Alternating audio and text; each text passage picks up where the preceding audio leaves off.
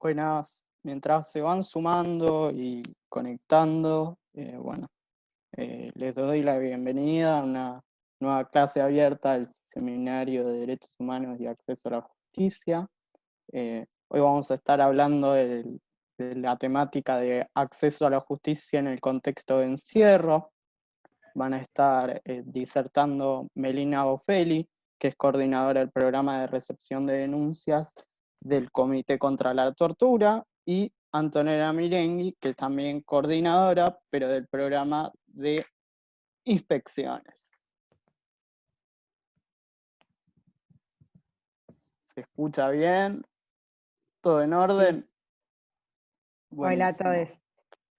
Hola a todos. Bueno, vamos a tener los micrófonos desactivados y cuando quieran hacer una intervención, pueden poner en el chat y nosotros les habilitamos el micrófono para que intervengan y pregunten y comenten.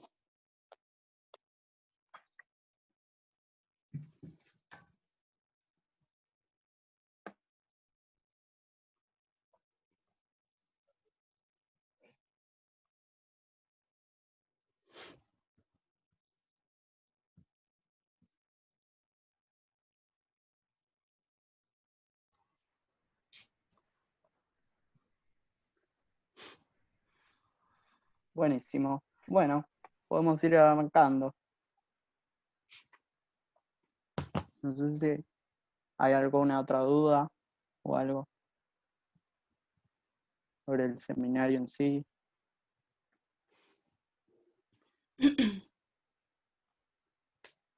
Bueno, arrancamos. Arrancamos.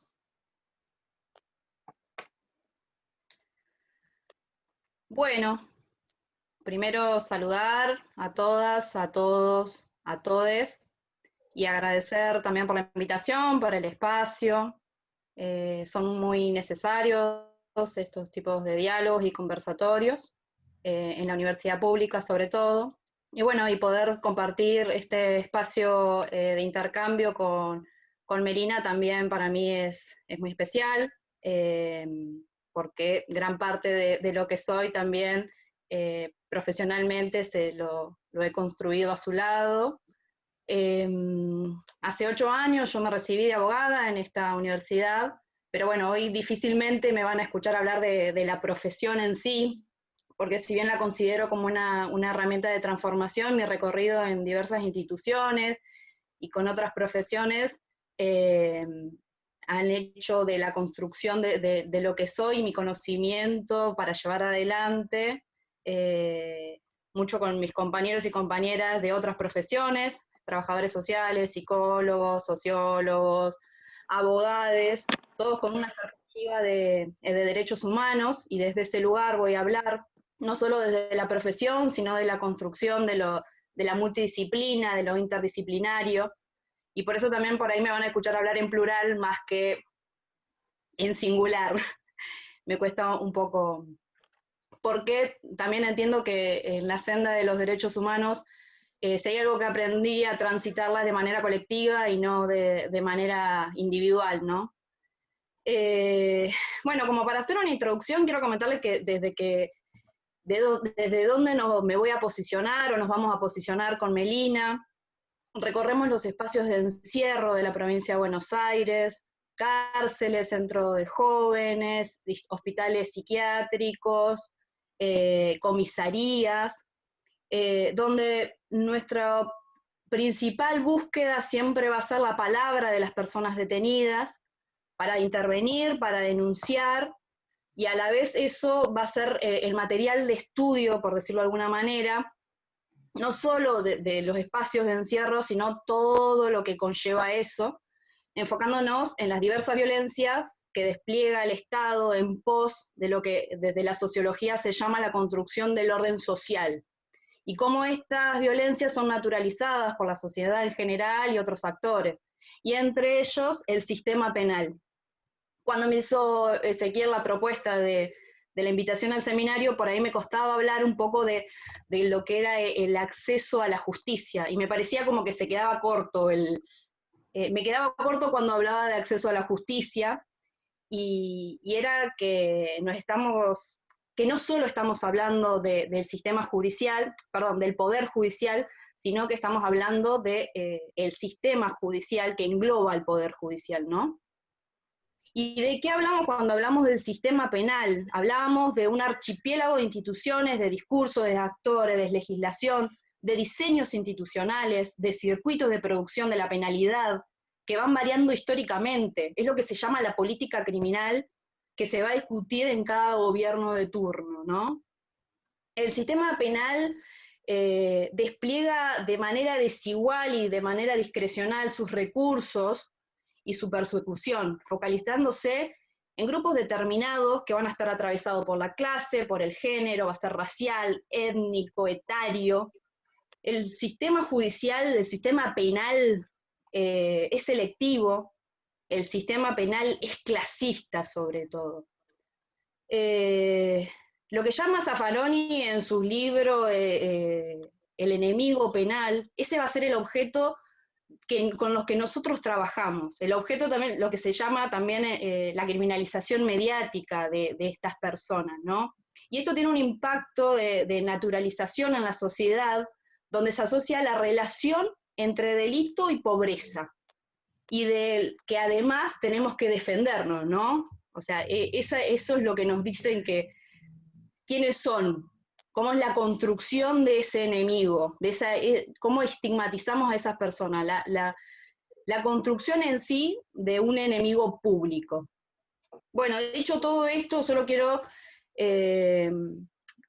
expresarle que todo lo que queda por fuera de ese sistema judicial, de ese sistema penal, lo que el sistema penal persigue, queda por fuera de lo temible. Y eso es lo que nosotros vemos. Todo lo que queda por fuera a la persona. O sea, la visibilizamos, le ponemos nombre, la escuchamos y luchamos para que el Estado le garantice esos derechos. Desde ahí nos posicionamos y desde ahí trabajamos nosotros. También, bueno, las instituciones de encierro. ¿Con quiénes nos encontramos en la cárcel? O mejor dicho, ¿a quiénes castiga este sistema penal? ¿No? El sistema penal va a castigar a las personas jóvenes, a las urbanas, en su mayoría varones, inferiorizados, pobres, y construye mediáticamente y políticamente una mirada negativa de estas personas. Cuando hablamos de la cárcel,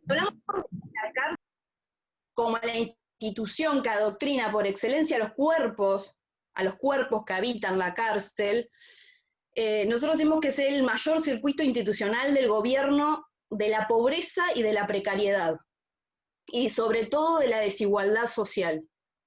La cárcel que describe Foucault en Vigilar y Castigar fracasa desde sus inicios. Entonces lo que llamamos una institución paradójica, ¿no? Porque ya nace fracasando. Entonces siempre decimos que es la institución más exitosa que se ha construido y central para el orden social, ¿no? Fundamental para el hombre.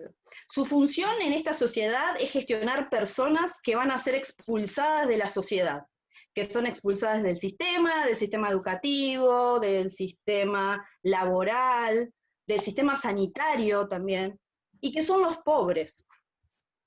La cárcel es un lugar de recirculación de personas, donde constantemente circula la gente en la cárcel. ¿Por qué? Porque el Poder Judicial le impone condenas en su mayoría muy cortas a estas personas. Entonces, el sistema penal, la única respuesta que le está dando a ellos, a los pobres, es la cárcel. O sea, es la única respuesta que concede por parte del sistema penal. Y este es uno de los puntos que me parece interesante problematizar. Si no es la cárcel, ¿qué es? ¿Qué puede llegar a ser, no? Nosotros, como ya les comenté, estudiamos la cárcel, entendiéndola como una institución donde todo escasea, y hay una multiplicidad de violencias, donde las pensamos, las cuestionamos y sobre todo las denunciamos. Donde además se necesita violencia para sobrevivir, estrategias de supervivencia que están basadas en las violencias. La cárcel es un dispositivo de muchísima crueldad, muchísima crueldad. ¿Y de qué hablamos cuando hablamos de torturas en estos espacios de encierro? El dispositivo carcelario no es solo el preso, el penitenciario, la reja, el pabellón, el buzón. Lo carcelario incluye también las prácticas judiciales que alimentan esa cárcel, que legitiman y que sobre todo naturalizan esas condiciones de detención. La cárcel no desconoce todo lo que ahí sucede, todos los jueces saben lo que pasa. Todos los jueces han visto, han ido a un buzón y se han encontrado con el horror. Pero bueno, esa es la respuesta del sistema, omitir, y sobre todo es una respuesta judicial, que también me parece que es otra de las cuestiones a problematizar. Nosotros denunciamos constantemente la tortura. ¿Qué es la tortura? Hace más de 10 años que se creó el Registro Nacional de Torturas, la Comisión Provincial por la Memoria, como organismo de derechos humanos, la Procuración Penitenciaria, el grupo de estudio, el GESPID, de la Facultad de Sociología de la UBA, y se dio una discusión muy importante sobre el concepto de la tortura. Ya que no es, tomando el concepto de los tratados internacionales, se decidió darle una vuelta a este concepto, que no quede solo en el golpe directo o en la violencia física o psicológica, ¿no? Porque entendemos que esa definición también es estática. Entonces nosotros, a partir de ahí, empezamos a construir, o se empezó a construir este concepto de tortura. Y la tortura y malos tratos no se puede pensar solo, esto que decía, en que es estática, solo en pensar la agresión física o psicológica que sufre una persona. Nosotros decimos siempre que la tortura es multidimensional, convergente. No pensamos solo en el aislamiento o en el golpe. Decimos que la tortura es una articulación de distintas violencias. El aislamiento, el golpe, la falta de alimentación, la falta del acceso a la salud, es una articulación de distintas violencias, es una práctica dinámica que muta, que se transforma y que sobre todo es sistemática en todos los dispositivos de encierro. Tenemos que olvidarnos de lo que planteaba Beccaria en su de los delitos y de las penas, porque hay que pensar que la tortura es una práctica que se reactualiza, se reconfigura, todo el tiempo lo hace. Yo me acuerdo uno de los casos a nivel federal, que era que en Rawson los sacaban afuera y los tenían esposados, los esposaban con cadenas y los rociaban con una bomba de agua en pleno invierno. Entonces eso era un método de tortura. Vino el fiscal, vino el juez, ¿y qué hizo? Sacó la bomba de agua. O sea, pensar que sacarle la bomba de agua es una respuesta judicial, estamos muy equivocados. Porque seguramente hoy era la bomba y mañana iban a romper los vidrios en los buzones de Rawson para torturarlo con el frío. Entonces, es ingenuo seguir pensando que porque sacaban una bomba de agua se terminaba la tortura, ¿no? En la cárcel hay gente que no recibe medicamentos, que se muere por ataques de asma. Ahí se padece el hambre dentro de la cárcel, ¿no? La implicancia del no acceso a la salud es que pierdan un órgano, que pierdan un brazo, que pierdan una pierna, que el hambre sea crónico. Hay enfermedades que en la sociedad han terminado, que no existen más, y sin embargo en la cárcel siguen subsistiendo. La tuberculosis, el sífilis. O sea, son todos mecanismos de tortura, y es sistemático. Bueno, dicho todo esto, me gustaría que pensemos también la definición del acceso a la justicia, ¿no? ¿Qué implica para una persona acceder a algo? ¿Podemos pensar que el acceso a la justicia es solo la asistencia jurídica por parte de los funcionarios judiciales?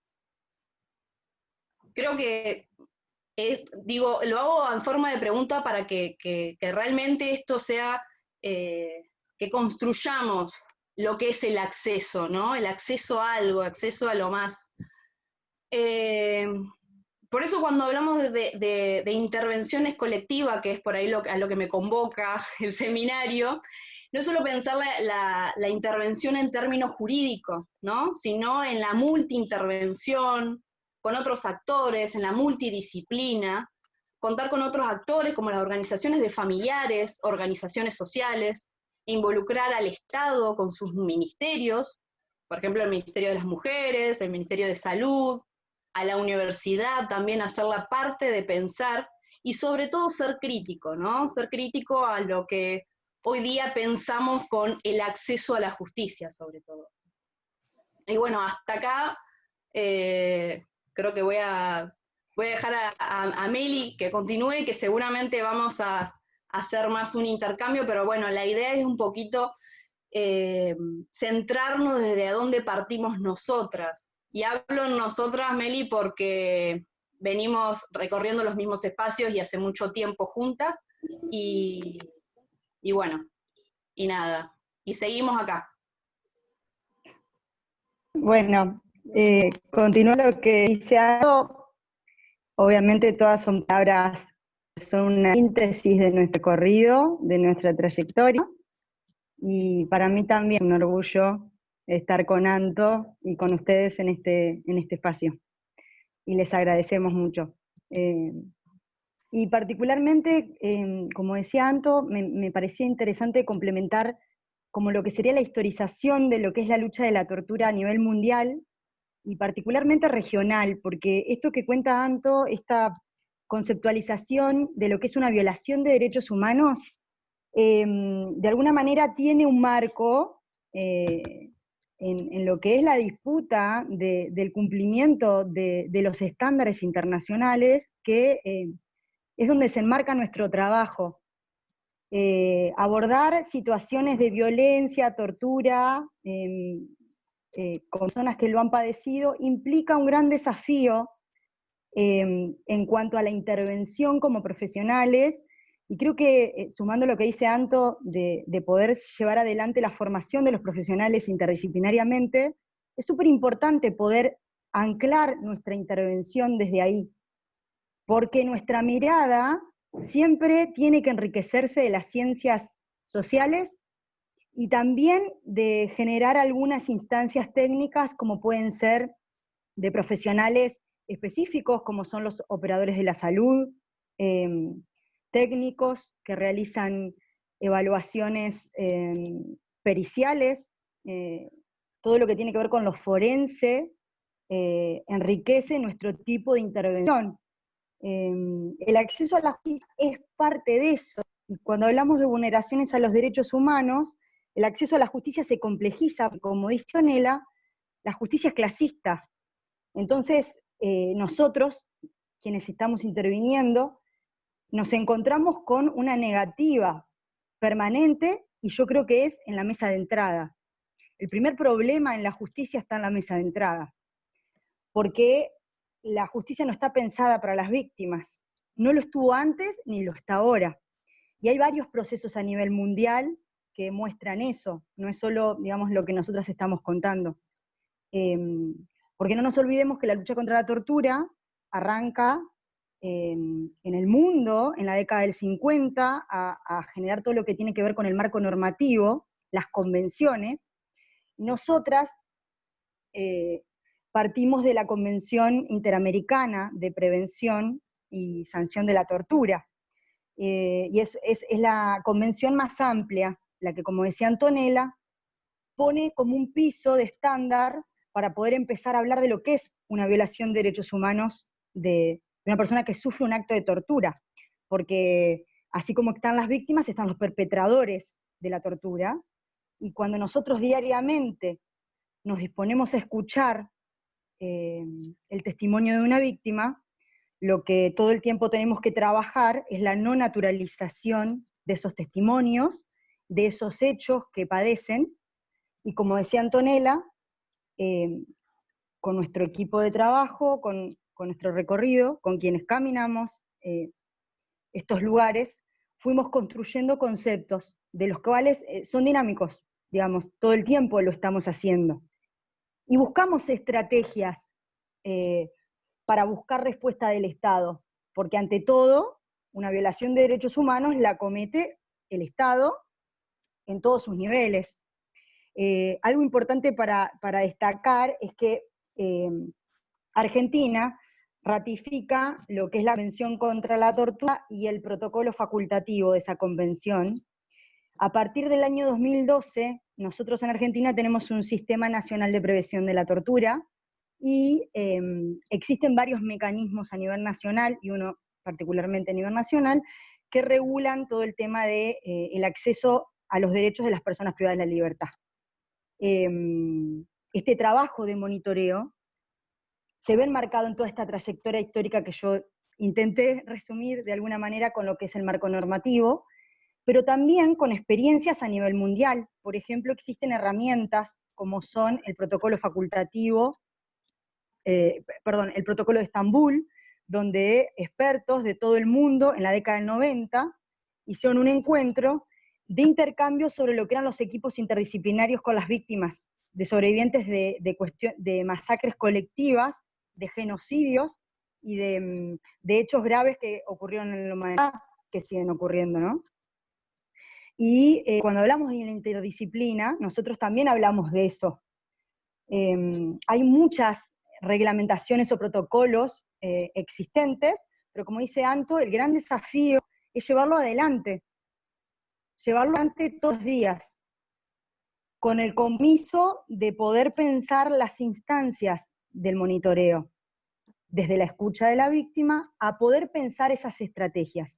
Y bueno, y coincidiendo en cuanto tiene que ver con la identificación de esa generación de hechos, de esa violación de los derechos humanos, nosotros, a nivel regional, hemos vivido situaciones trágicas, colectivas, Argentina particularmente, y el movimiento de derechos humanos ha podido visibilizar, y todavía lo sigue haciendo con lo que son los vicios de lesa humanidad, y en esta temática, como dice Anto, hay situaciones que están yendo a juicio o en el presente, y esas situaciones,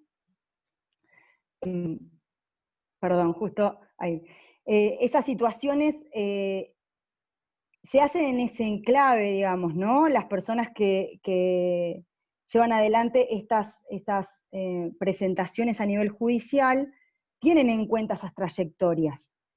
Lo que es el concepto de la violencia institucional, o todo lo que tiene que ver con las violencias estatales en todas sus dimensiones. Yo entiendo que ese concepto de tortura del cual partimos debe estar en tensión todo el tiempo, porque este concepto es dinámico. Y nadie mejor para describir eso que las personas que lo padecen. Después estamos el resto de los que intervenimos, y lo hacemos desde un lugar técnico, pero siempre poniéndonos en tensión que implica ese espacio, el gobierno del encierro, o de la cárcel, si queremos ponerlo como institución total, de ejemplo, la cárcel de los jóvenes, la cárcel de las personas con problemas de salud, las cárceles de los grupos más específicos vulnerables, como mencionaba Antonella. Y ante eso, creo que el desarrollo de herramientas para poder abordar las situaciones es una estrategia, y pensar cuáles serían esas medidas que hay que pedirle al Estado, que debe brindar para hacer reparación, y yo creo que, pero ante todo, reconocer el hecho de la tortura, porque creo que el gran desafío a nivel social es reconocer que los espacios de encierro son espacios de tortura. Y partiendo de ahí, entendiendo eso, Yo creo que las mejores estrategias, más allá de que sean jurídicas o no, son entendiendo que hay que asumir el hecho.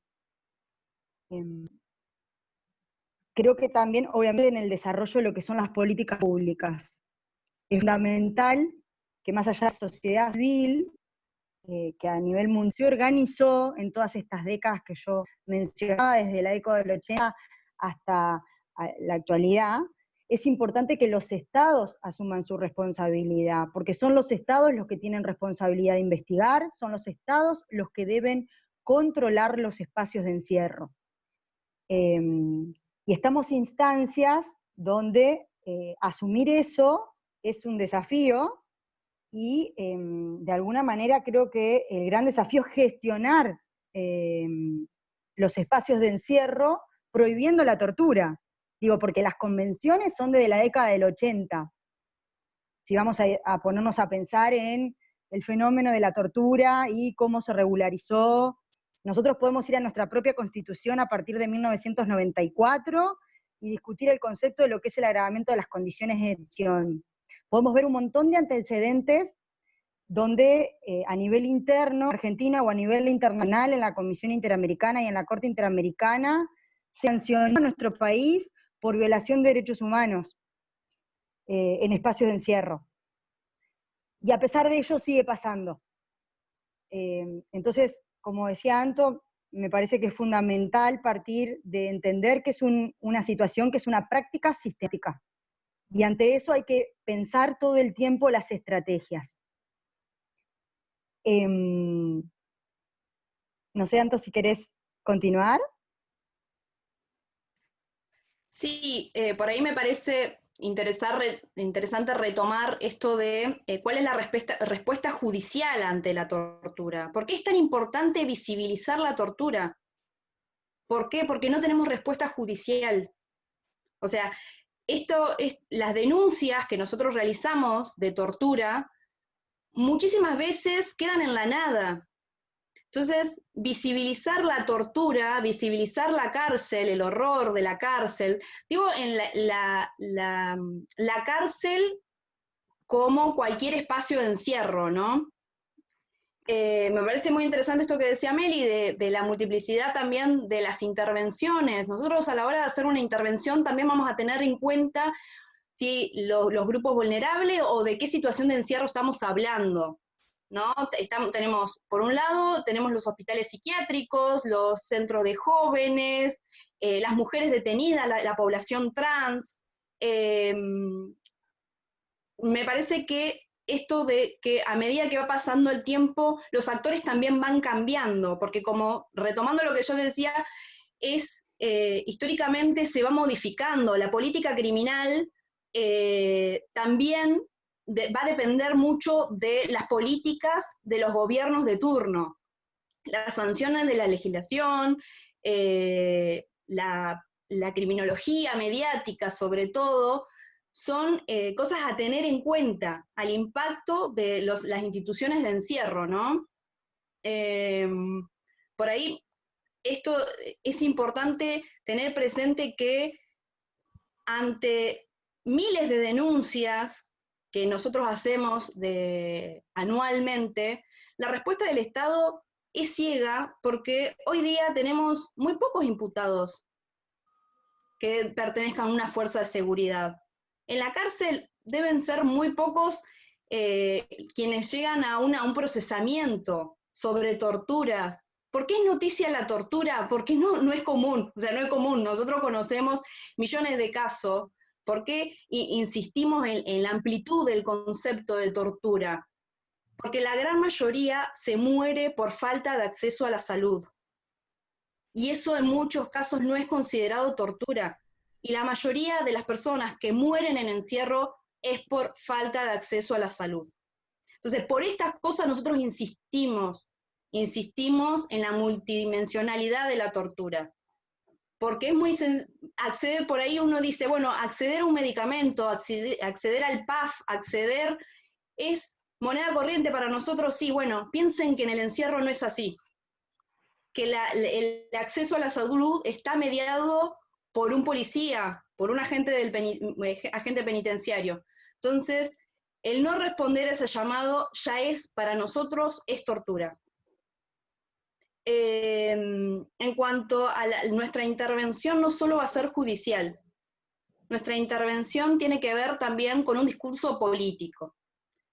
Nuestra intervención es política. ¿Tiene impacto judicial? Intentamos que sí. No siempre lo logramos, pero sí. Después articulamos con muchos espacios. Nosotros entendemos que mientras más involucrados haya, más involucrados hay, ¿no? Más acciones va a haber. Por eso tratamos de articular también dependiendo si hablamos de la cárcel, si hablamos de centros cerrados, pero nosotros entendemos que la respuesta es por parte del Estado. Nosotros denunciamos al Estado. ¿Por qué? Porque son ellos los que tienen que garantizar estos derechos. Entonces, cuando hablamos de acceso a la justicia, no podemos hablar solo del Poder Judicial. Retomo, estamos hablando del sistema, hablemos del sistema penal. ¿Por qué? Porque ahí nos engloba todo, engloba al Poder Judicial y a otros actores que dependen del Estado. Sí, hay algo importante, sumando, que así como la normativa internacional, los operadores judiciales en general tienen reglamentaciones claras sobre el acceso a situaciones de personas en situación de vulnerabilidad privados de la libertad. Digo, no faltan las normativas. Las reglas Mandela son las reglas internacionales que estandarizan el acceso a los derechos de las personas privadas de la libertad en todas las partes del mundo. Son parte de este marco normativo general que yo les mencionaba hace un rato, de acuerdo entre los estados que han ratificado las convenciones de prevenir y sancionar la tortura. Y más allá de eso, esto que dice Antonella al principio de nadie puede decirnos que no conoce lo que ocurre en un lugar de encierro. El tema es si el Estado adopta las medidas necesarias para reparar las situaciones de agravamientos o de hechos de tortura. Porque el acceso a la justicia, por ejemplo, en este caso de personas privadas de la libertad, es tan difícil de describir que cualquiera de nosotros puede ser testigo yendo a una mesa de entradas de una defensoría o de un juzgado del Departamento Judicial La Plata, donde atienden a las personas paradas como si fuesen a hacer un trámite de comprar algo, y hay destratos claros. Hay destratos discursivos, hay destratos expresos. Y digo, de eso hablamos cuando discutimos el concepto también de acceso a la justicia. ¿Qué implica acceder a ir físicamente o llamar por teléfono a un operador judicial? En esto hablo de todos, no solo los jueces, los defensores, los fiscales, donde además nosotros mismos, que hemos estudiado en la universidad, sabemos el tecnicismo del diálogo y del discurso jurídico, en el cual todo el tiempo la víctima se ve envuelta, todo el tiempo, para poder dialogar, para poder contar. Digo, esto que cuenta Antonella de los hechos de tortura, nosotros hemos tenido que describirlo en audiencias con víctimas golpeadas, con revisiones médicas incluidas, donde le han hecho preguntas indagatorias a un nivel de lenguaje violento, en donde uno se da cuenta que la revictimización de la víctima es muy fácil en el sistema, digamos, porque como decíamos hoy, no está pensado para reparar situaciones o hechos de tortura. Lo que está en tensión en lo que tiene que ver con el acceso a la justicia en general, ¿no? Uno lo puede ver muy expreso en una audiencia de un habeas corpus, que sería el hecho, por ejemplo, de más inmediatez con una situación de vulnerabilidad y donde el Estado debe reparar de manera inmediata las situaciones de vulnerabilidad. Esto es importante como destacarlo porque ocurre no solo en los individuales, donde la víctima debe tener contacto con su defensa y con su juzgado, y deberían generar medidas a favor de ella, sino también en creo que lo que vamos a charlar ahora, que tiene que ver con las acciones más colectivas de cuestiones estructurales. donde estamos hablando de políticas públicas y de acceso a derechos. Sí, por ahí comentaba Melina, nuestra intervención jurídica por excelencia van a ser los habeas corpus colectivos, ¿no? Entendiendo y ya, como antes mencionamos, todo lo que implica para nosotros la tortura, también implica un agravamiento en las condiciones de detención. Y una de las maneras políticamente de tener impacto ante la sociedad y ante el Poder Judicial va a ser la presentación de habeas corpus colectivos. La construcción, como yo comencé diciendo, como exponiendo que nos íbamos a plantar desde una manera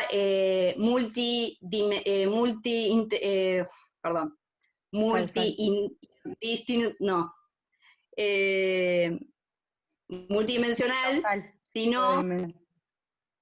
¿Cómo? Sí. No, que la multidisciplina es nuestra manera de intervenir también en los habeas corpus.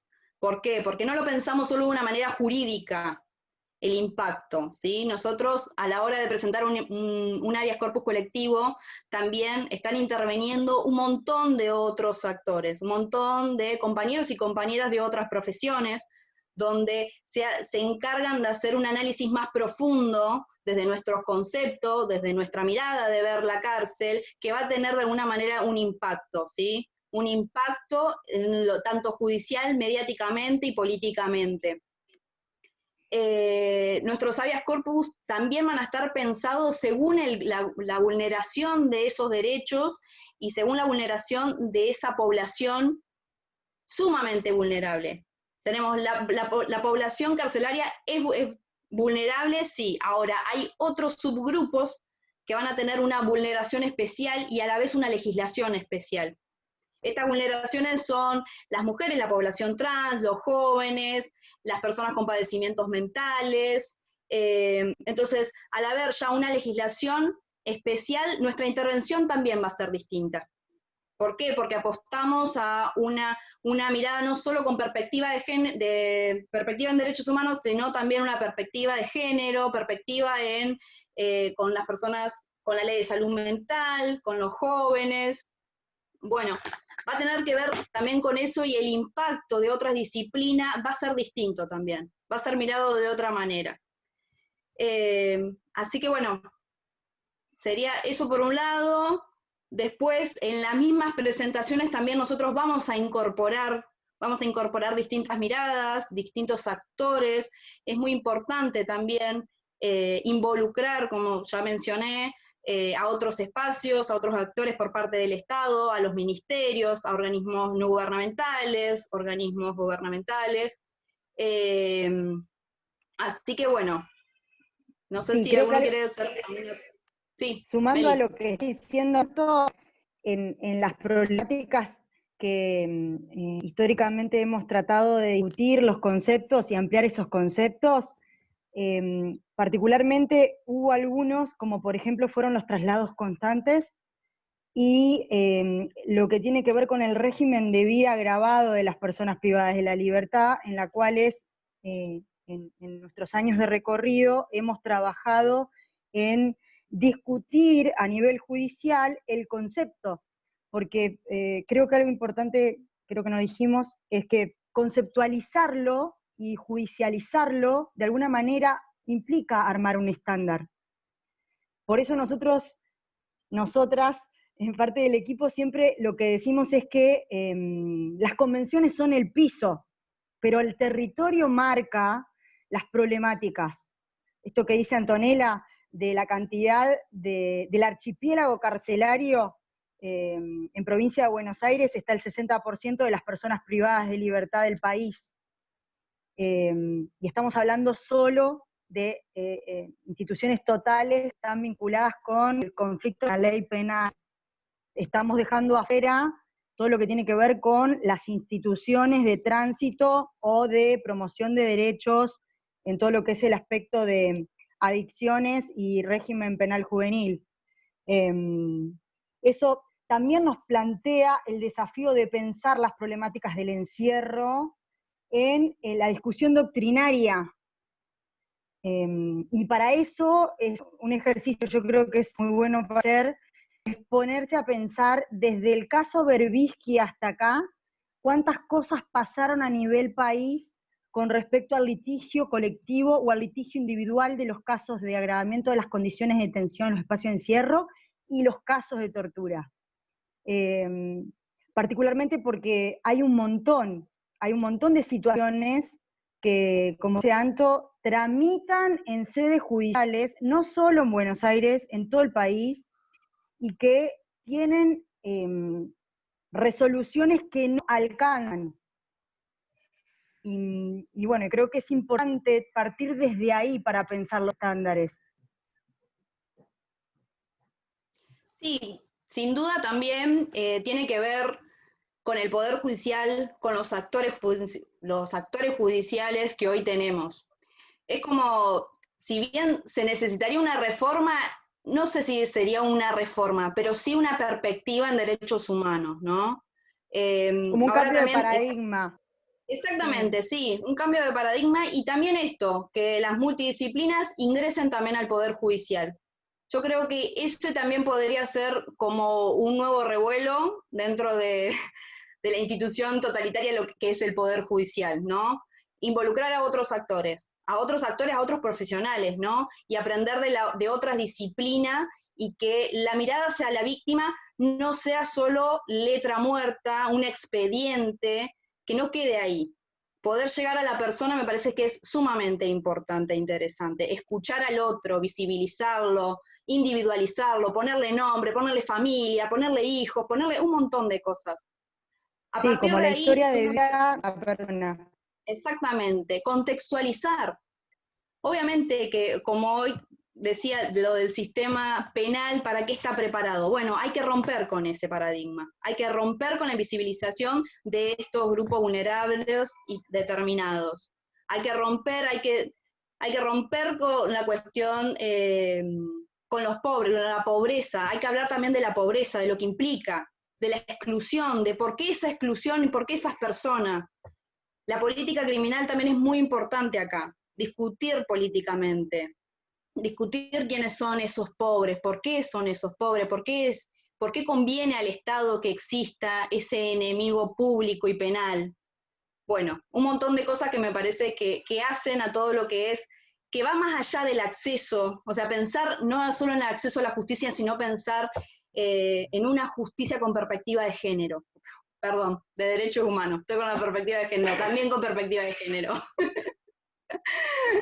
Sí, creo que parece una buena instancia de poder hacer un cambio y pensar esas tensiones, considerando que más allá de nuestra formación jurídica, que es de inicio, nos paramos desde un lugar donde entendemos que el derecho tiene que estar construido con otras ciencias. Y ejercer el derecho también, digamos.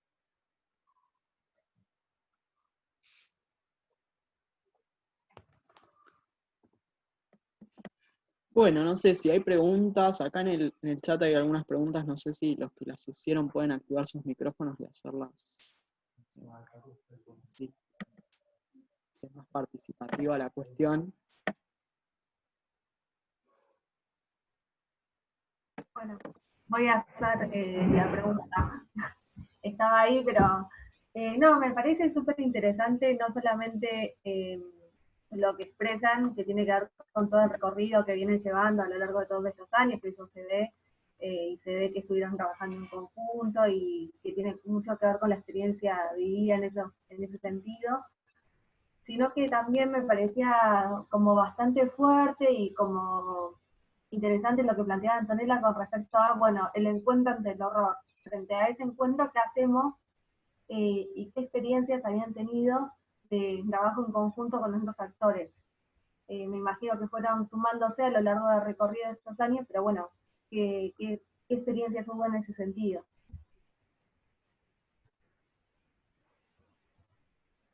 Bueno, siempre tratamos de no de no estar solos, ¿no? Muchas veces quedamos solos, pero tratamos de no estarlo.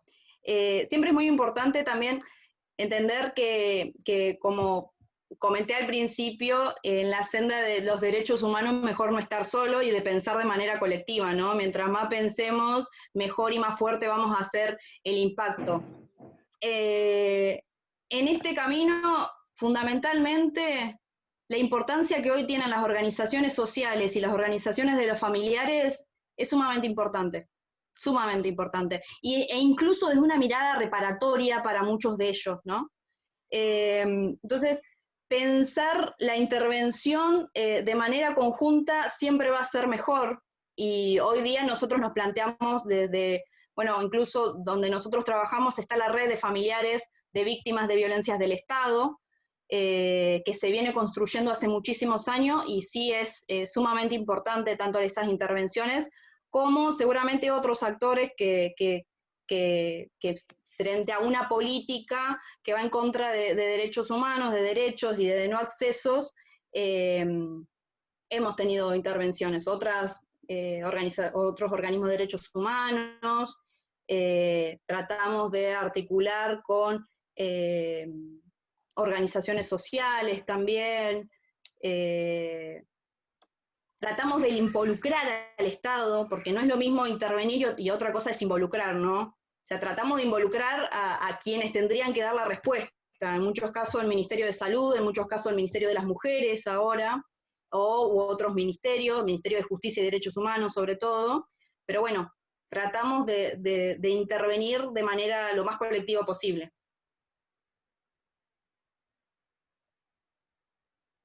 Muchas gracias. Sí, creo que también, como dice Antonella, es fundamental la interdisciplina para abordar la situación, poner en tensión nuestra propia práctica. Y es la parte más desafiante de nuestra tarea, porque es diaria. Y en esto hablo de acciones, de tareas, de equipo. Nosotras tenemos diferentes trayectorias en tiempo, pero que compartimos, como dice Anto, y a mí me cuesta pensar mucho trabajar sola, es con mi compañera y mi compañero, digamos, de al lado. Es en red ahora, por ejemplo. Es fundamental. ¿No? Fuimos como ayornando las prácticas de todas a las situaciones sociales que estamos viviendo. Yo siempre pienso todo el tiempo, desde qué implica entrevistar a una víctima hasta escribir un habeas corpus a favor de esa persona y ir y presentar la acción.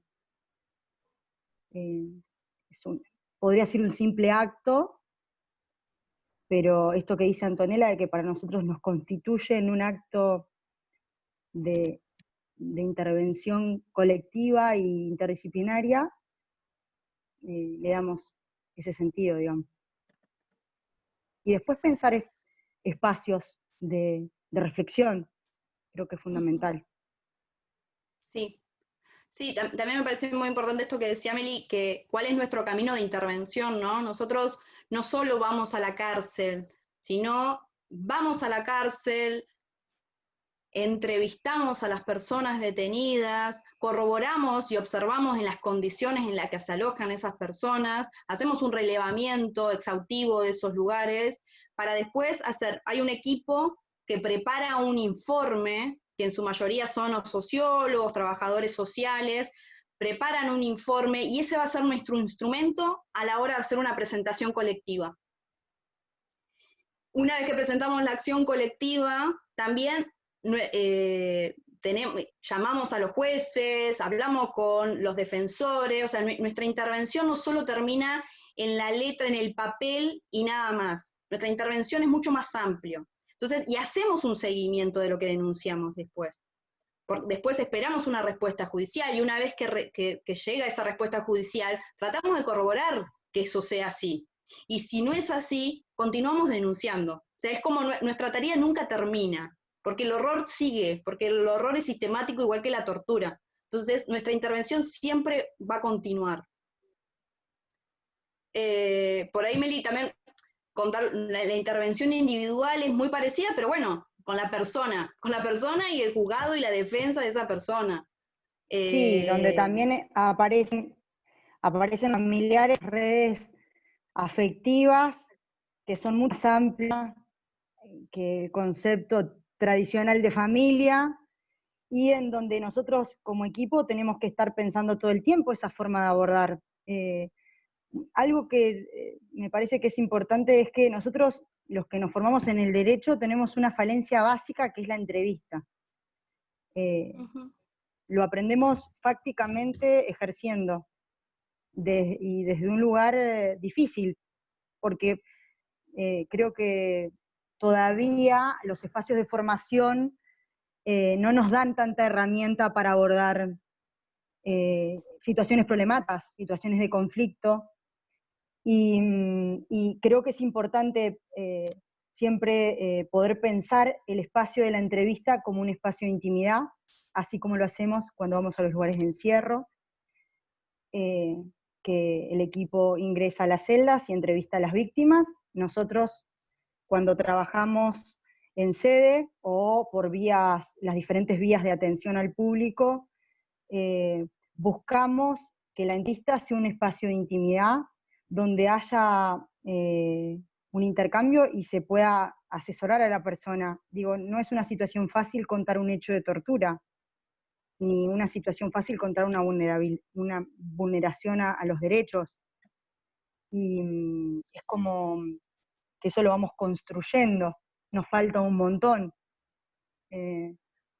Hasta acá nosotros hemos hecho varias publicaciones como parte del equipo que contamos en el cual estamos, y también a nivel mundial hay directrices, manuales, formas de intervenir con respecto a lo de las víctimas, y nosotros como equipo fuimos desarrollando diferentes estrategias o herramientas para poder abordarlo.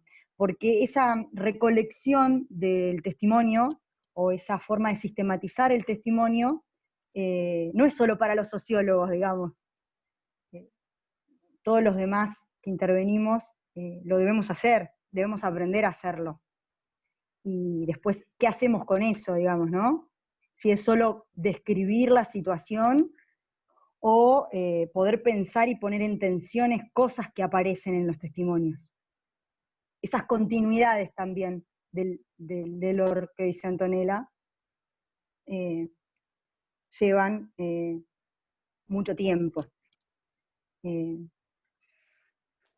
tema es que trabajamos con personas, entonces siempre como que estamos en la búsqueda de la mejor metodología de trabajo posible, siempre sentimos que falta. Pero bueno, son experiencias las que estamos contando, y de alguna manera también nos forman.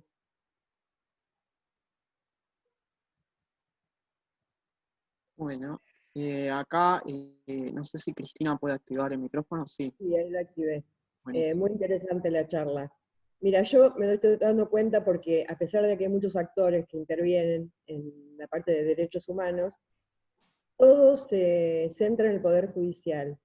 Yo en este tiempo que estuve leyendo la ley de salud mental y pregunté algunas cosas a gente que trabaja con el tema de insanía, me doy cuenta que se limitan a agarrar la ley, ver qué artículo le corresponde y no más que eso.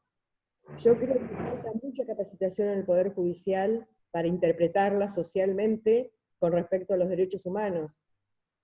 O sea, yo creo que nace todo ahí porque ese es el cuello donde termina todo el papelerío, el Poder Judicial. Considero que hay gente grande que está en los juzgados, que no tiene la más mínima idea, que tampoco los capacitaron para entender, como dicen ustedes, una hoja, y que atrás de esa hoja hay una persona con un nombre y una familia. Por eso me parece re importante el tema de la capacitación en el Poder Judicial. Pero, en serio, yo creo que la reestructuración, tiene que haber gente que esté especializada en derechos humanos para que les puedan explicar cómo se debe manejar una causa. Te lo digo porque me asombré con el tema de salud mental cuando le llegaba un pedido de insanía y que me explicaban lo que hacían, que era agarrar la ley y ver qué artículo aplicaban. Así de sencillo. Entonces me quedé azorada, digo, uy, bueno, y les explicaron, les hablaron sobre la ley de salud mental, y bueno, claro que no. O sea, pusieron a gente a tratar estos temas sin saber de qué se trataba.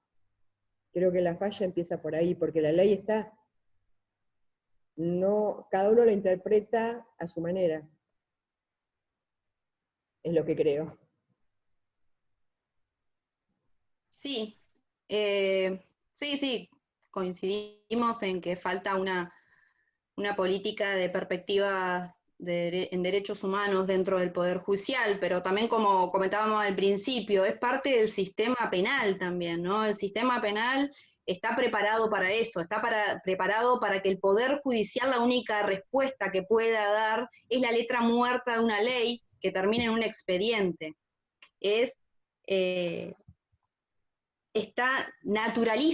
Naturaliza y sobre todo no contextualiza, ¿no? De cómo vive esa persona, cuál ha sido su experiencia en la vida, qué le ha pasado, por qué llegó a eso, su núcleo familiar, cómo ha sido.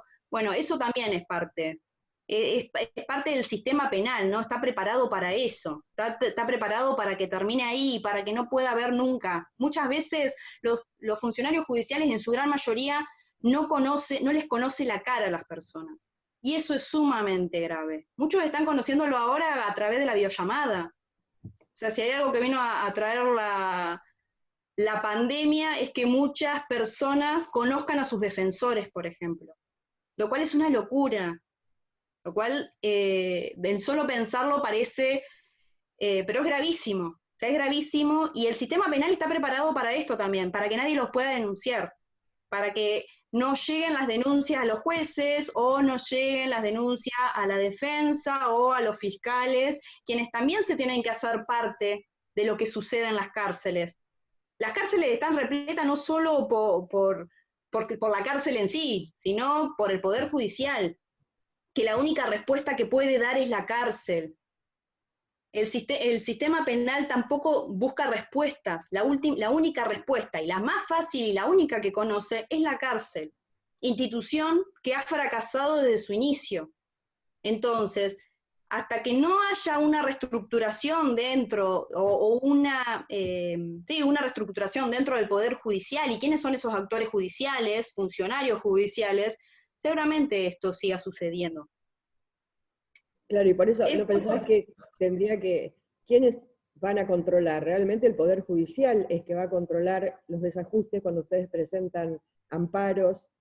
O sea, se termina cerrando todo en el Poder Judicial. Uh-huh.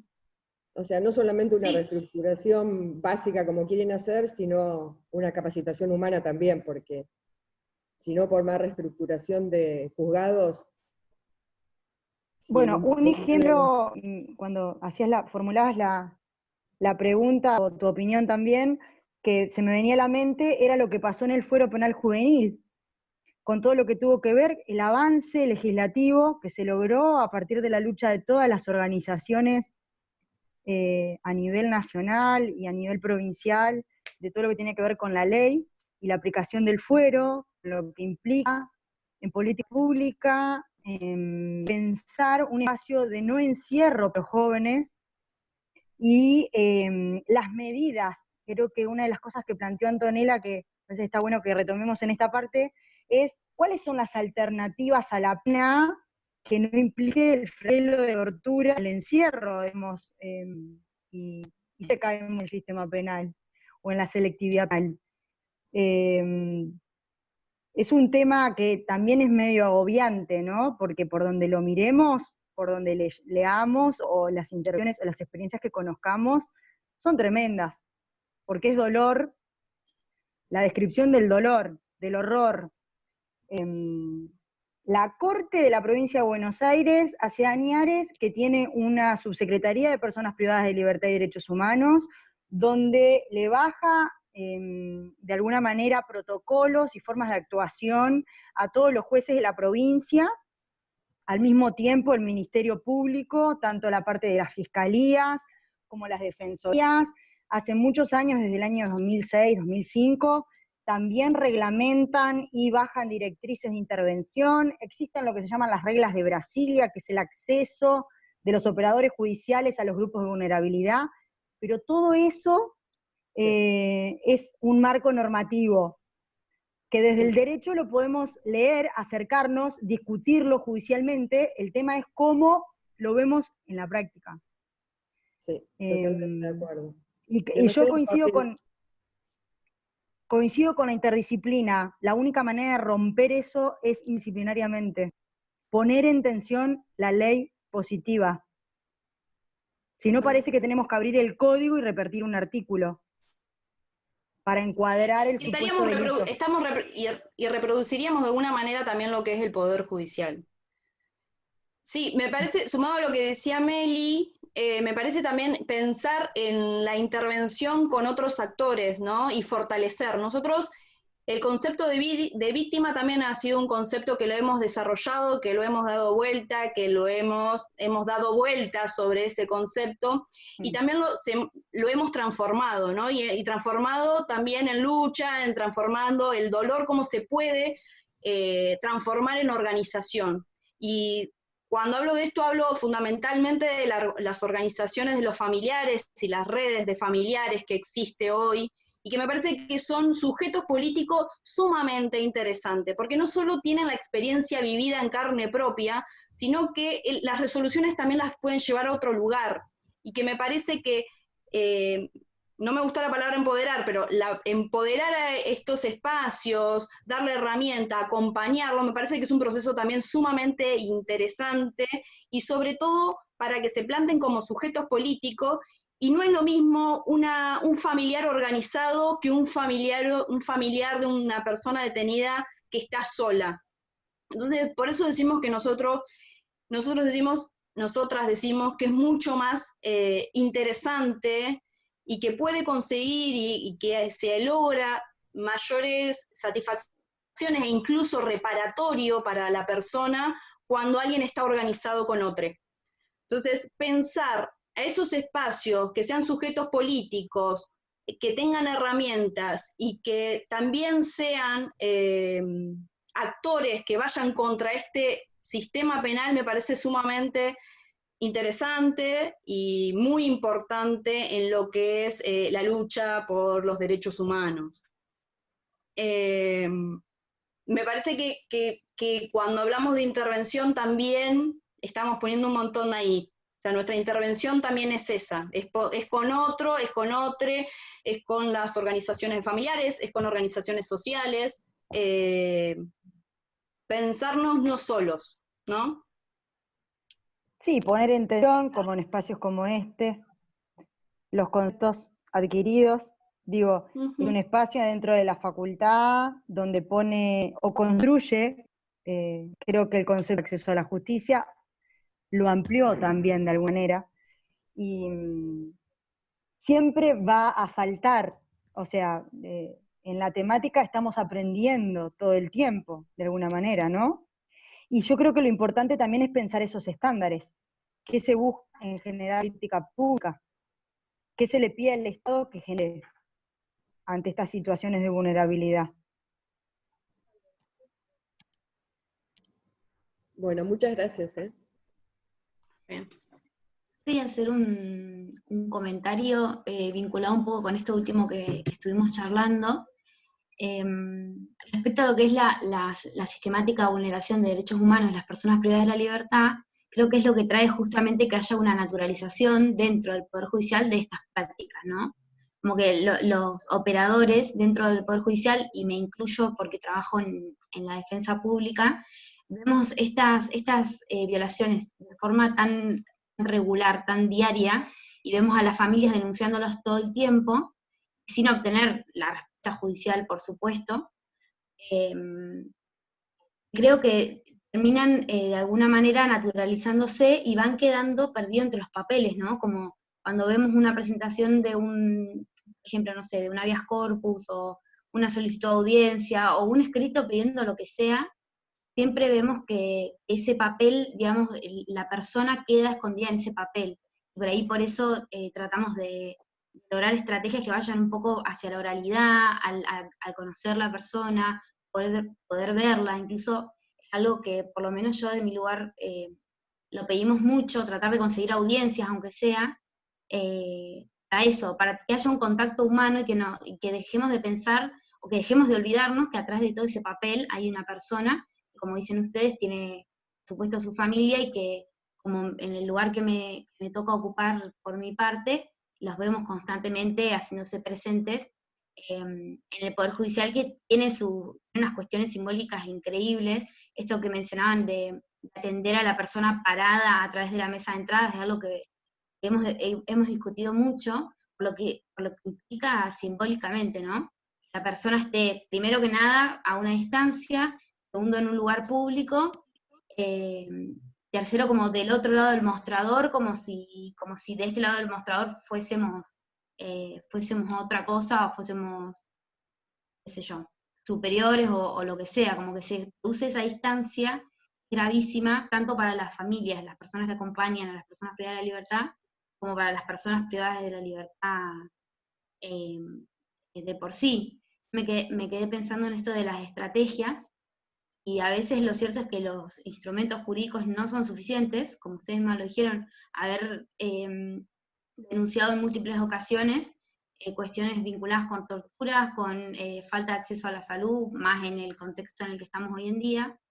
¿Qué respuesta encuentran las personas privadas de la libertad dentro, digamos, de las unidades penitenciarias para poder acceder a la justicia? Lo que yo puedo ver que pasa mucho es la utilización del cuerpo como modo de resistencia, ¿no? Esto de ponerme en huelga de hambre para que alguien me escuche, para llamar la atención. Bueno, los cortes, o sea, todo lo que es la utilización del cuerpo, como decían ustedes, la cárcel intenta disciplinar el cuerpo, y el cuerpo mismo se resiste dentro de la cárcel a esas prácticas judiciales, e intenta encontrar el contacto con lo judicial o con las respuestas a través del propio cuerpo, ¿no? Me parecía algo interesante para poner en debate, porque es por lo menos lo que a mí, desde que trabajo en la defensa, más me ha llamado la atención, es eso, cómo se utiliza el propio cuerpo para eso, cuando todo el resto de las herramientas no tienen ningún resultado, ¿no? Nunca llegan a nada, incluso los habeas corpus, que son como la herramienta madre para el agravamiento de las condiciones de detención, que tampoco obtienen una respuesta.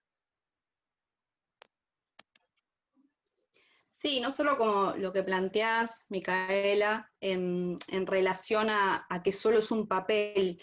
No solo es un papel que además molesta, porque esa es la respuesta judicial, molesta. La persona detenida molesta, y mientras más molesta, peor es para el Poder Judicial, ¿no?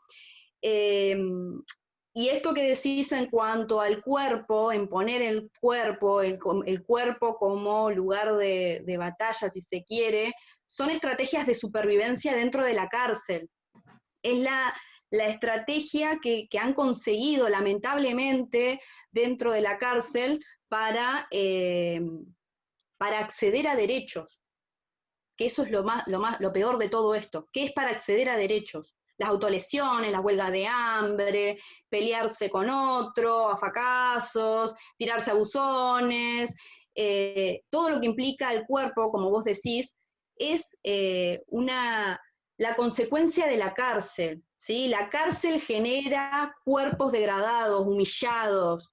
Mientras más te humillás, mientras más te degradás, ahí alguien te va a ver. Lamentablemente, cuando hablamos del sistema de la crueldad, la crueldad de la cárcel, es eso. Es como los cuerpos degradados se presentan ante el Poder Judicial, ante otros actores, para que los visibilicen. Recién ahí el Poder Judicial los visibiliza. Lo cual es algo totalmente horrible, ¿no? Entonces, cuando hablamos de este sistema de la crueldad, estamos hablando de eso. Hablar de que mientras más humillado estás, más degradado estás, tu cuerpo, recién ahí te puedan ver. Entonces, nosotros cuando planteamos la importancia que le damos al testimonio, a la palabra de la persona, hablamos de esto, hablamos de visibilizarlo, de ponerle nombre, de ponerle familia, de ponerle hijos, de ponerle lugar donde nació, donde vivió, hablar de su vida, porque no nos olvidemos que esas personas han tenido vida, seguramente no han sido del todo buenas, pero tienen vida además de la cárcel, y que llegar a la degradación de sus cuerpos, de sus mentes, la verdad que es muy triste y es muy cruel, ¿no? Eso es el horror que nosotros vemos y con lo que nosotros trabajamos, lamentablemente. Sí, creo que las sí, instituciones del Estado tienen que enfocar sus políticas en la reducción de las situaciones de daño y en el acceso a los derechos. Digo, porque los discursos de no acceso al derecho arranca, como dijimos, en el momento en que no le creen, en que dicen que la víctima es un mentiroso compulsivo, lo único que quiere es un traslado, y discursos tales como de qué se queja si no está en un hotel 5 estrellas y no puede ir a donde quiere, cuando uno se encuentra todo el tiempo ante el discurso judicial de el no acceso al derecho. Estamos hablando de derechos fundamentales, de comer, de dormir con un colchón, de tener un vidrio en la ventana, de ir al médico porque se está desangrando. Estamos hablando de cosas extremas, como dice Antonella. Digo, la situación carcelaria argentina no es novedad. El tema es cuáles son esas políticas públicas que hay que desarrollar de inmediato, a mediano plazo y a largo plazo. Porque la situación es una situación problemática. El acceso a los derechos de las personas privadas de libertad. No solo de ellos, la extensión de la pena también. Porque el maltrato en el acceso a la justicia de los allegados, los referentes y los familiares da vergüenza, digamos. O sea, ser testigo de eso es hacia la necesidad de intervención. Los profesionales del derecho ejerciendo violencia sobre las víctimas hacen la extensión de la pena de alguna manera. Entonces, creo que el gran desafío de todo es darnos estrategias para saltar esos obstáculos que existen. O sea, no estamos hablando de situaciones hipotéticas, estamos hablando de lo que pasa todos los días. Y cuando uno ejerce, debe ponerse a pensar esas situaciones. Y obviamente, como dice Antonella, en la perspectiva de derechos humanos. Para mí está bueno, la compañera que hizo el comentario desde la defensa pública, que vos puedas ponerlo en palabras primero. Digo, porque ya es identificar algunas prácticas que son institucionales, y que se deben abordar institucionalmente, digamos, ¿no? Nosotros desde la defensa, digamos, yo reconozco todo lo que han mencionado y como parte del Poder Judicial también sé que soy parte de la problemática, ¿no? Obviamente me encuentro con una realidad que trato de alguna manera o en la intervención que tenga darle esta perspectiva, pero bueno, a veces se excede, pero digo, desde la defensa terminamos siendo como a veces la puerta de entrada, ¿no? Al Poder Judicial, y acá veo la necesidad terrible que hay de una interdisciplinariedad en todo el Poder Judicial, pero lo puedo hablar desde mi lugar, lo necesario que es que haya otro tipo de asistencia a la par de lo que es la defensa pública, justamente para poder abordar estas vulneraciones. Por ahí no digo como darle respuesta, pero sí poder contener un poco.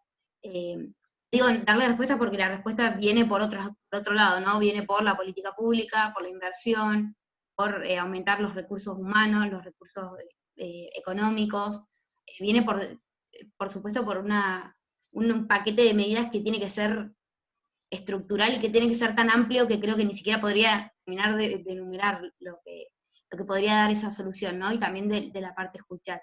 Pero digo, hoy en día es urgente la necesidad de que haya también medidas de contención para las familias y de acompañamiento también desde lo judicial, y no solamente desde estas instituciones o agrupaciones de familias que se van formando también por el afuera, sino que haya un trabajo que sea más, que esté más conectado, y que permita que realmente se pueda contener esas situaciones de una forma efectiva, porque si no terminamos haciendo malabares, digamos, con lo que tenemos para afrontar, y la respuesta que podamos dar nunca va a ser tan efectiva si es así como atada con alambre, digamos. Sí, y no solo pensar, cuando hablamos de la única respuesta que da el Poder Judicial, que decimos que es la cárcel, tampoco hay ni políticas públicas, ni nada pensado para el después de la cárcel, ¿no? Sí. Porque ¿qué pasa con la persona cuando sale de la cárcel? Ese también es otro de los problemas que tenemos. El problema es que no solo queda excluido de la educación, laboralmente, del sistema sanitario, sino que además pasa por una cárcel y seguramente con algún problema de salud mental o alguna patología o que le falte un brazo, una pierna, un pulmón. Bueno, ¿y qué política restaurativa también hay para esa persona? Ninguna. Y queda más excluida, porque además sale de la cárcel con antecedente. Entonces estamos en un problemón. Claro, o sea, el mismo Estado después le exige no tener antecedentes para darle un trabajo y pretende que se reinserte. O sea, es un círculo vicioso que trae eso, que la respuesta sea siempre la cárcel, como decían ustedes al principio.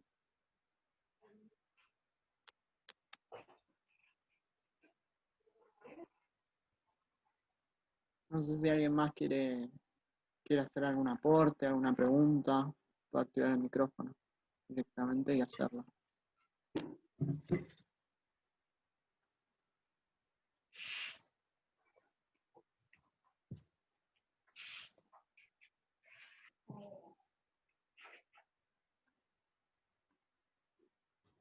Bueno, yo voy comentando algo también.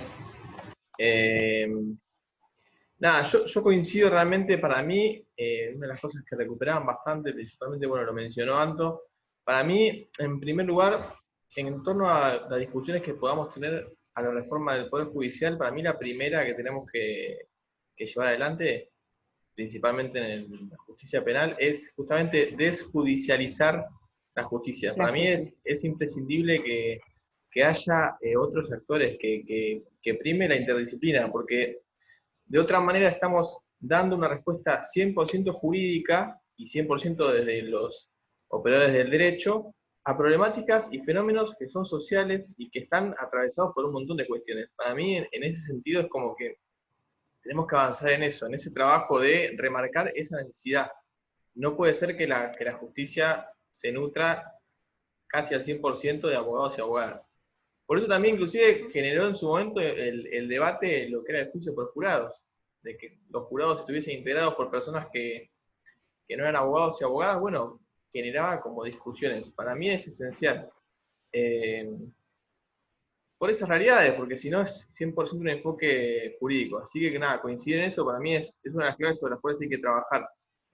Y después lo que pensaba, y lo que también bueno, yo también trabajo con ustedes, así que son debates que tenemos en lo cotidiano, pero bueno, así como está la construcción del enemigo, ¿no? Lo que plantea como eso, justamente, esos paradigmas también que parten de construcciones de la guerra contra las drogas, la guerra contra el terrorismo, ¿no? Esa lógica amigo-enemigo, que lo que hace es anular al enemigo y quitarle toda posibilidad de defenderse, básicamente. Es algo que tengo que anular, que tengo que eliminar.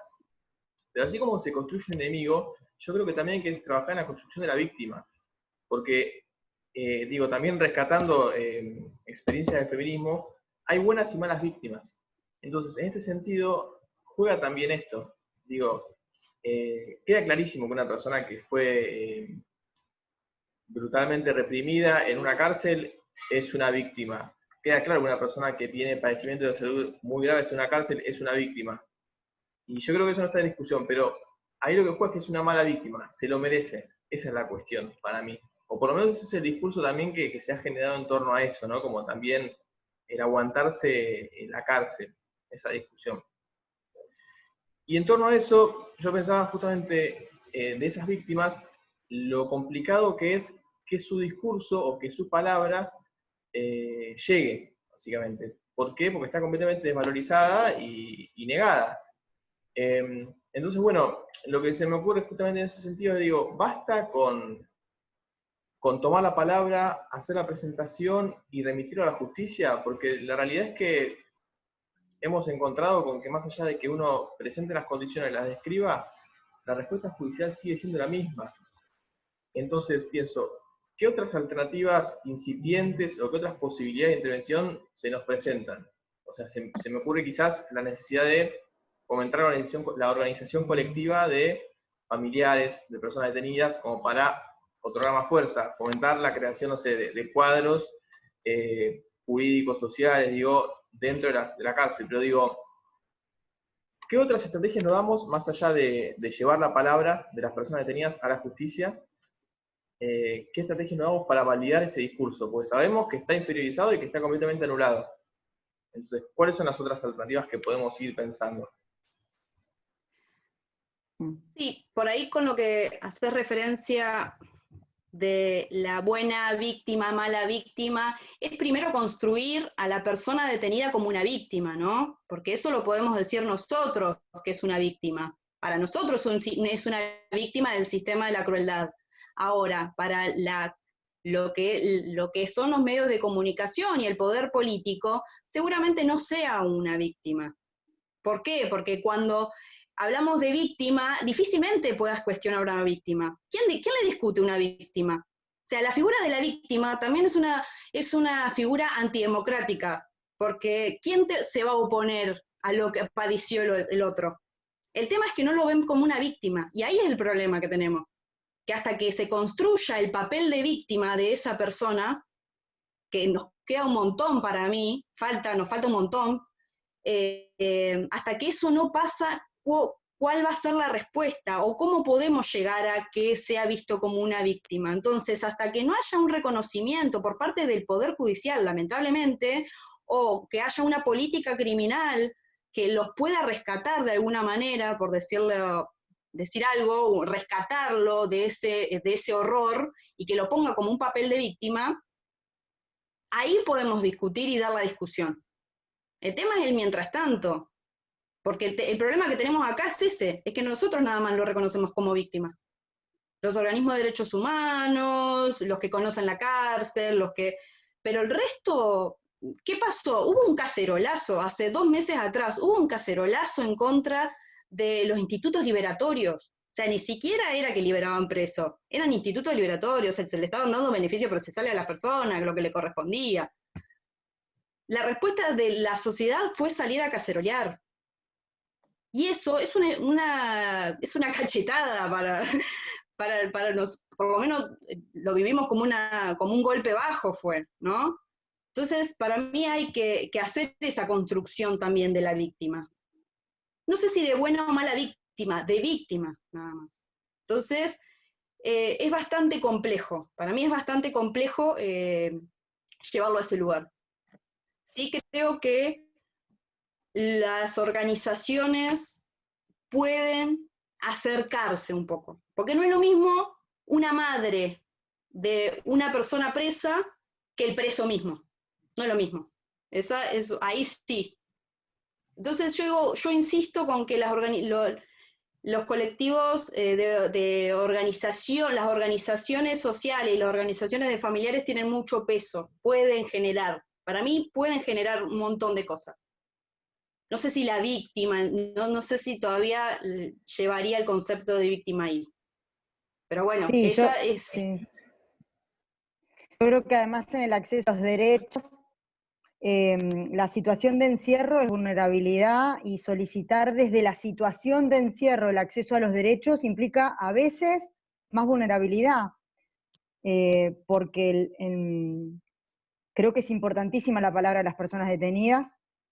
Creo que el Estado debe garantizar la palabra de las personas detenidas en todos los espacios donde se discuten políticas públicas, que los vinculen, y en lo que tenga que ver con el sistema criminal, o la política criminal.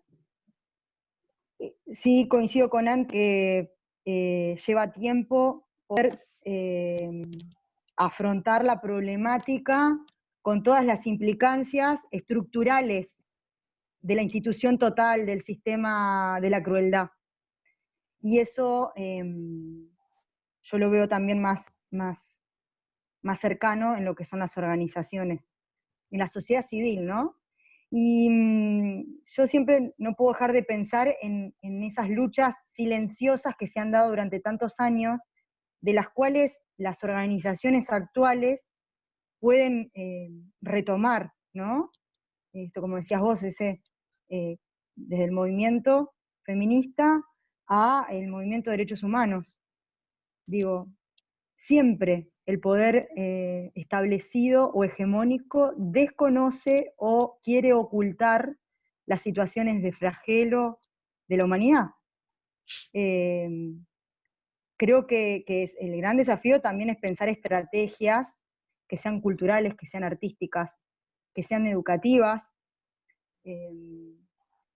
que pongan en tensión el encierro. Yo creo que lo total se rompe cuando se abre la puerta del buzón, cuando la sociedad ingresa, y la sociedad ingresa en todas sus instancias, y la universidad es una.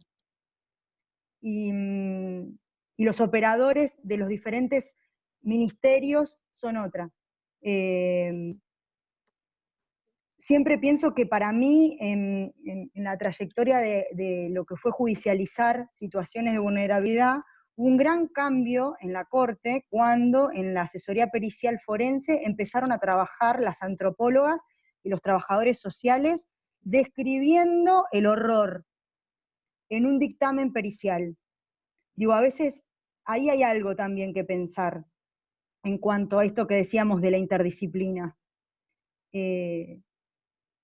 La ley es como el máximum de lo positivista, y generar conceptos también implica tiempo, también. No creo que esto se resuelva con políticas tapabache, y como dice Anto, abordar esta situación implica también abordar las políticas postpenitenciarias, el acceso a los derechos, la promoción de derechos, desde los jóvenes a los adultos, y los colectivos específicos de vulnerabilidad. Porque creo que tampoco hay que perder eso. Creo que eso es importante, identificarlo como una posibilidad. A mí me cuesta mucho ser pensando proactivamente política pública, la verdad, pero si me pongo a pensar modelos, si uno mira a nivel mundial modelos que existen, sin inclusión no hay posibilidad de políticas públicas que reduzcan el daño de lo que es el encierro, digamos. Sí, me parece que esto que decía Meli es fundamental en cuanto a los lugares también. Dentro de la cárcel hay lugares de resistencia y de supervivencia. Uno de ellos también son lo que son los centros universitarios, los estudiantes, los pocos que acceden a la universidad dentro de las cárceles, que realmente es muy poca la población que puede acceder. Y sí me parece sumamente interesante ese lugar, porque de alguna manera son los que están pudiendo visibilizar de alguna manera lo que sucede en las cárceles, ¿no? Sin más, en diciembre del año pasado se dio una huelga de hambre que se dio a nivel provincial en casi todas las cárceles de la provincia, y que eso se logró de alguna manera una mesa de diálogo interinstitucional con varios actores, entre ellos coordinado por el Ministerio de Justicia. Ese sí es un logro. Los ponen en agenda, o sea, lograron poner en agenda las cárceles de la provincia de Buenos Aires. Y eso es un logro importantísimo de las personas detenidas. Pero es como que todo tiene un obstáculo, ¿no? Porque para ellos digo para ello porque es todo un obstáculo. La cárcel en sí es un obstáculo. Fíjense que cuando se dio se dijo lo de la mesa de diálogo la que dieron lugar, la primera medida que tomaron fue que no estén los detenidos. O sea, ya arrancamos mal, o sea, la construyeron a la mesa de diálogo, la pusieron en agenda el tema de las unidades penitenciarias, pero no los querían a ellos, no los querían ellos ahí. Entonces, ellos insistieron, siguieron en huelga de hambre hasta que finalmente lograron que esa huelga de hambre se lleven adelante dentro de las unidades penitenciarias. Que hoy es un lugar, no sé si se van a lograr muchas cosas, pero por lo menos son parte de ese lugar y tienen voz propia, ¿no? Que eso también es importante. Cuando nosotros jamás hablamos en nombre de los detenidos y detenidas, porque entendemos que ellos son los sujetos políticos de esto. Ellos son los sujetos. Nosotros no vamos a hablar, nosotros podemos relatar lo que vemos, lo que denunciamos, lo que pasa en las cárceles, pero la verdad ellos son sujetos políticos y tienen voz, piensan, saben, mejor que nadie te pueden describir sus padecimientos, ¿no? Pero bueno, me parece que también pensarlo desde ahí es importante y seguramente puedan llegar a ser el día de mañana o estos sujetos plantearse, no sé si como víctima, porque también me parece que tenemos que pensar el concepto de víctima, se tiene que pensar el concepto de víctima, pero sí creo que puede ser un lugar estratégico para mostrar la cárcel, para que se vea la cárcel, para que la cárcel llegue a la sociedad, para que la cárcel se visibilice, para un montón de cosas. Sí, yo en torno a eso también, mientras sigamos desarrollando la conversación también, de lo problemático que es también el concepto de víctima, porque si hablamos de víctimas, también reducimos la persona a algo en particular, a un concepto en particular, a una situación en particular, cuando la verdad es que hay resistencia en la cárcel, hay experiencia, digo, no todo se reduce justamente a ese momento, entonces quizá también recuperando lo que decían ambas, pensando en términos de sujeto de derecho, ¿no? Avanzar dentro de lo que es el encierro y lo gravoso que es, bueno, pensarlo en pos de lograr derechos para las personas que están detenidas. Pero bueno, muchas gracias. Creo que eso vuelve justamente al motivo de esta charla, ¿no? Como las estrategias de acceso real a la justicia. El acceso implica justamente poder llegar a través de la voz para que la persona sea escuchada y que la medida que se vaya a tomar sea tomada a partir de haber escuchado. Como cuando decimos el derecho de, no sé, el niño como sujeto de derechos a ser oído y que su opinión sea tenida en cuenta, bueno, acá también tenemos la fuerza de la necesidad de que la voz sea oída, y justamente creo que en la discusión lo que a mí me deja pensando de toda esta charla siempre es lo mismo, ¿no? Como qué estrategias podemos encontrar para lograr que haya un verdadero acceso y un acercamiento material y simbólico entre la persona y la justicia y el resto de los actores que intervienen más allá de los jueces, las juezas y demás, ¿no? Sí.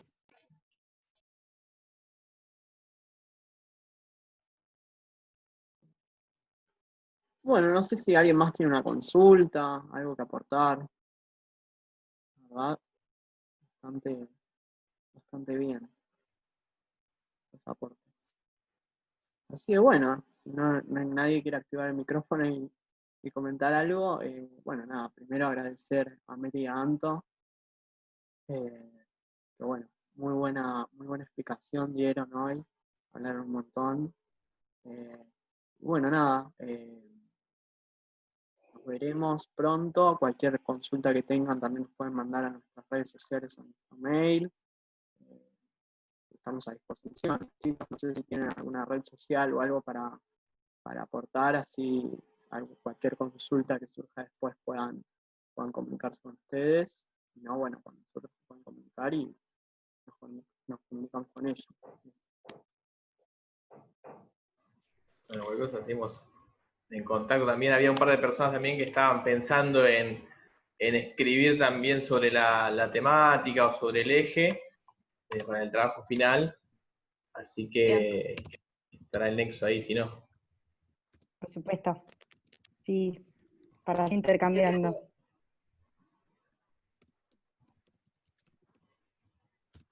Bueno, Ahí le dejo mi correo electrónico para quien, si necesita comunicarse. Si no, bueno. Sí, a través del escenario. Está ahí. me gustó que tiraste ahí que no quede letra muerta y va letra viva, perfecto. Qué gran nombre. Bueno. Gracias también al espacio. No, Sí. no, obvio. La verdad sí, que sí. fue un placer. No, bueno, es mutuo. Así que, nada, agradecerles y la necesidad de seguir construyendo como estos lugares, estas redes también, básicamente porque también, si algo nos plantea esta situación o estas problemáticas, es la necesidad de pensar las estrategias en términos colectivos, me parece, ¿no?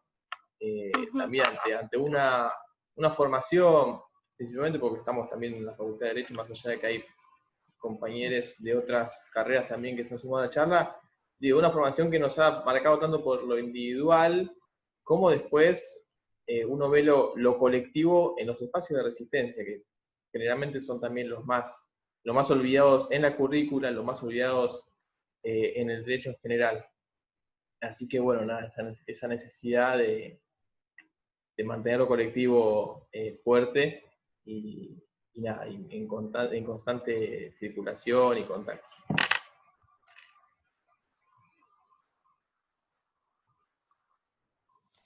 Bueno, gracias. Esperemos que la próxima vez podamos estar en vivo y en directo y no a través de una computadora que por ahí es un poco más complejo o el intercambio es distinto. Así que bueno, muchas gracias por la invitación. Y sí, creo que es sumamente importante tener estos espacios no solo de debate, sino de charla y de intercambio, de diálogo entre todos, sobre todo porque sí, yo creo que es una gran...